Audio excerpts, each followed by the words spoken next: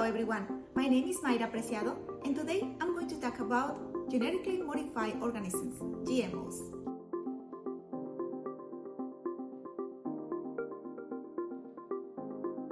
Genetically modified organisms or GMOs are living beings, usually plants or animals whose genetic material has been altered using modern biotechnology.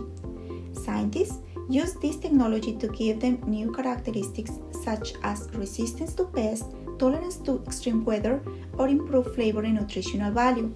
GMOs are fascinating because they combine biology and technology to solve major problems like food shortage, malnutrition, and crop diseases.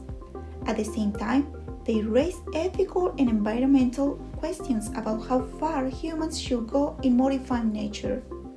In simple terms, creating a GMO involves identifying a useful gene from one organism and inserting it into another. For example, scientists can take a gene from a bacterium that kills certain insects and introduce it into corn DNA. This makes the corn resistant to those insects, reducing the need for chemical pesticides. The process includes several steps. Isolated the desired gene, inserted it into the target organism's DNA using a tool like Agrobacterium tumefaciens, and growing the new organisms to verify if the change worked. The history of GMOs began in the 1970s when scientists learned to cut and insert DNA fragments using restriction enzymes.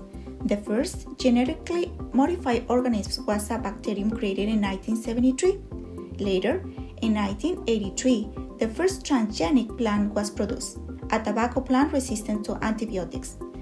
In the 1990s, GMOs reached the commercial market with the flavor savor tomato being one of the first, designed to stay fresh longer.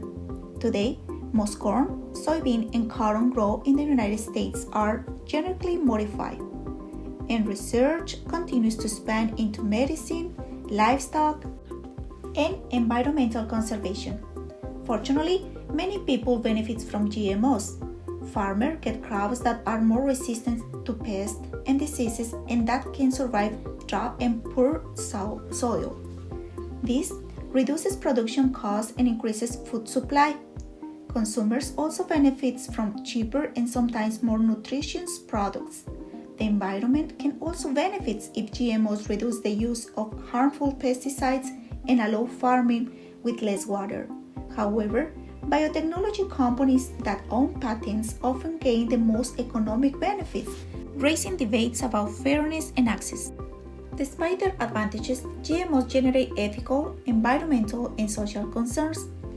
Environmentally, there are fears that transgenic crops could alter ecosystems, reduce biodiversity, and cause unforeseen consequences if modified genes spread to other species.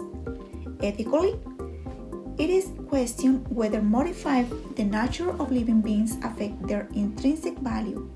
Regarding human health, doubts remain about potential risks such as allergies, toxicity, or unforeseen genetic effects that could appear in the long term. The Food and Drug Administration has expressed concern over research projects that transfer allergenic protein genes into new plant varieties.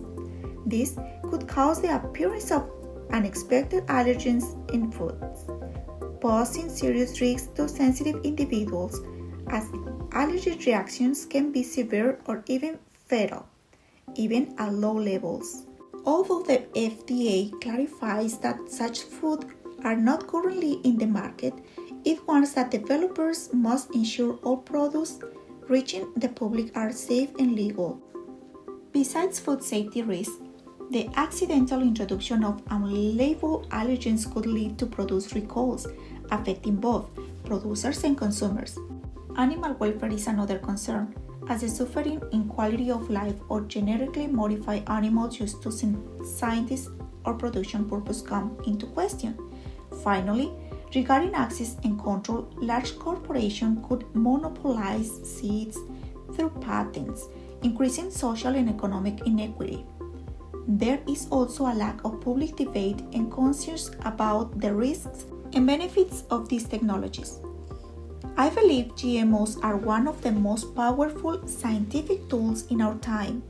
They have already helped reduce hunger and could be key to feeding the growing world population, especially in the face of climate change. However, I think this technology must be used responsibly, with rigorous testing and fair regulation that protect both people and nature.